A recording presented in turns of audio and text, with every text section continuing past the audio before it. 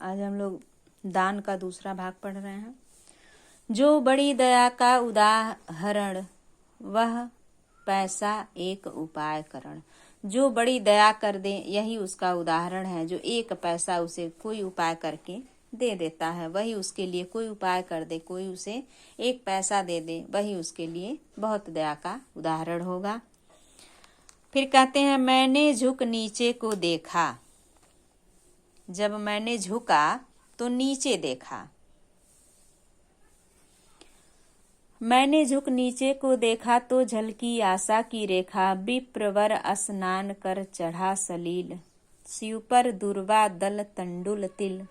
लेकर झोली आए ऊपर, देख कर चढ़े तत्पर बानर। मैंने जब उस पुल के नीचे झुक करके देखा, निराला जी कहते हैं, सूर्यकांत त्रिपाठी निराला जी कहते हैं, जब मैंने उस पुल से झुक करके नीचे देखा तो झलकी एक आशा की रेखा। मुझे एक किरण दिखाई दी, एक आशा दिखी। विप्रवर यानी एक ब्राह्मण स्नान करके प्रेम पूर्वक चढ़े सीढ़ियों पर। शिव पर दुर्वा दल तंडुल तिल। शिव के ऊपर दुर्ब यानी दूबा, दुर्बा दल कहा जाता है। जो दूबा होता है भगवान गणेश को चढ़ाया जाता है, दुर्बा दल। और तंडुल जो चावल है, और तिल काले तिल को लेकर झोली आए ऊपर। शिव के ऊपर चढ़ाने के लिए दुर्बा दल था, चावल था और तिल था, झोली में लेकर के ऊपर आए। देख कर चले तत्पर बानर। यह देख करके बंदर जो थे वह चलने लगे।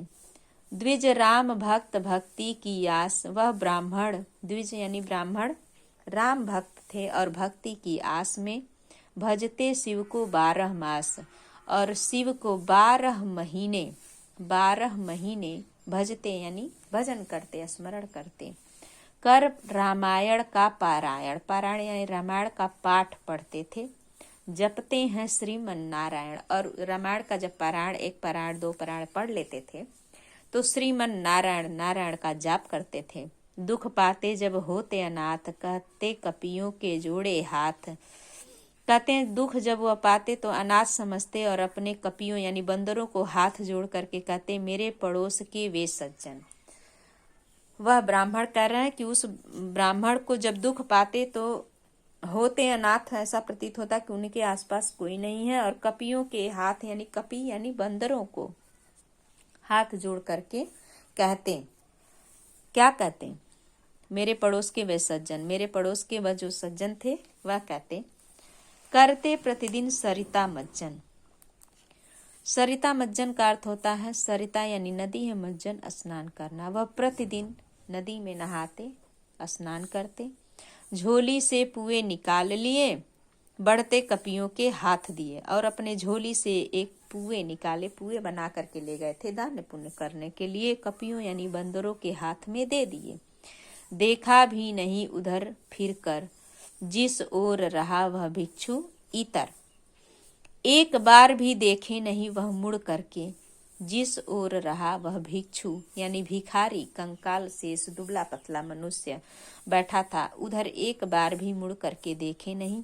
चिल्लाया किया दूर दानव, और चिल्ला करके हटाया और कहा, दूर हो दानव। बोला मैं धन्य श्रेष्ठ मानव।